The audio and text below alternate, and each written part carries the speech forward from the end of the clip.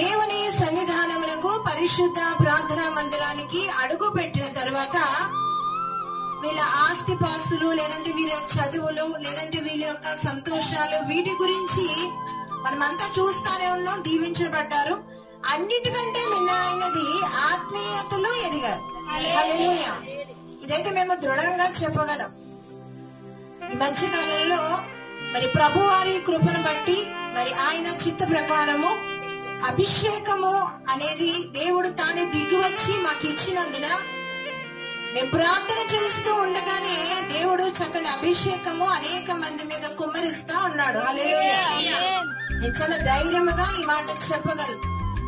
దేవుని యొక్క అనుమతి, పరిశుద్ధాత్మ దేవుడే దిగివచ్చి ఈ యొక్క పరిశుద్ధిని అభిషేకము ద్వారా మనల్ని అందరినీ అభిషేకించాడు. అదే సందర్భంలో మరి శాంతమ్మ గారికి ప్రార్థన చేస్తా ఉండగా ప్రభు మాట మాట్లాడి